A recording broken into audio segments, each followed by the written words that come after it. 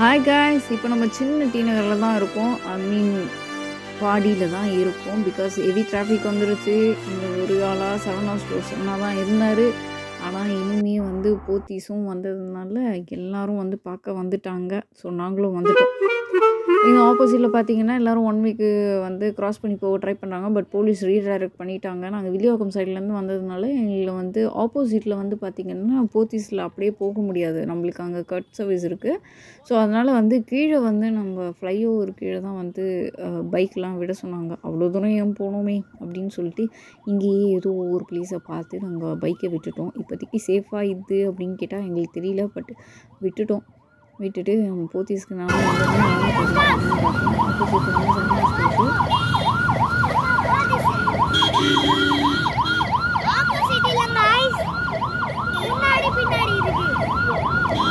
போகலாம்.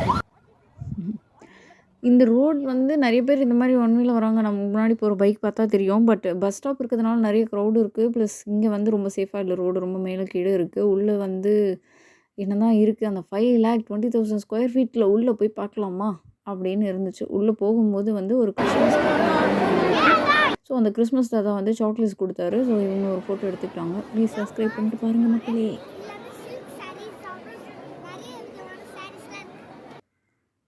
அடிச்சுக்கிட்டு போகுது. எல்லாம் கலெக்ஷன்ஸ்லாம் பயங்கரமாக இருக்குது. உங்களுக்கே தெரியும் போத்தீஸை பற்றி. ஸோ சொல்லவே வேணாம்.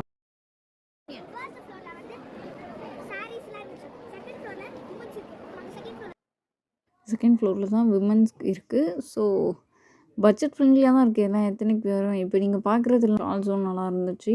இதுதான் ஹைலைட்டு. பேக்ஸ்லாம் நல்லா இருக்குது. கிட்ஸ் பேக்ஸ் இந்த சைட்லேயும் விமன் பேக் இந்த சைட்லேயும் இருக்குது. ஸோ ஆப்போசிட்டில் இருக்கிறதுனால உனக்கு நல்லாயிருக்கா எனக்கு நல்லா இருக்கான்னு நாங்கள் பார்த்துக்கிட்டோம். அண்ட் பட்ஜெட் ஃப்ரெண்ட்லியாக தான் இருந்துச்சு. இந்த ஃப்ராக்ஸ்லாம் நல்லா கம்மியாக 200 ரேஞ்சஸ் அந்த மாதிரியில் இருந்துச்சு.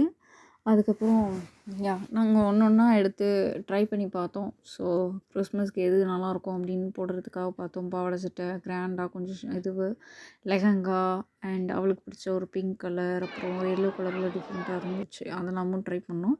அதே ஃப்ளோரில் ஆப்போசிட்டில் பாய்ஸ் செக்ஷனுக்கும் இருந்துச்சு. ஸோ அங்கேயும் ஷார்ட்ஸு, ஜீன்ஸு எல்லாமே லைக் ஒவ்வொரு இதுக்கும் ஒவ்வொரு செக்ஷனே தனியாக போட்டு வச்சுருந்தாங்க.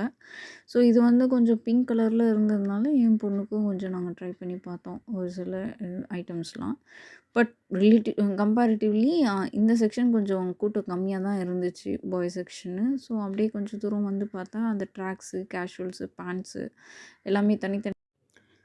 ஸோ பசங்களுக்கு என்ன கிறிஸ்மஸ்க்கு ஸ்பெஷல் அப்படின்னு பார்க்கும்போது நம்ம ஷர்ட் சொன்னாங்க. ஸோ இது ரொம்ப டிஃப்ரெண்ட்டாக இருந்தது. இதுவரைக்கும் நம்ம பார்த்ததே இல்லை.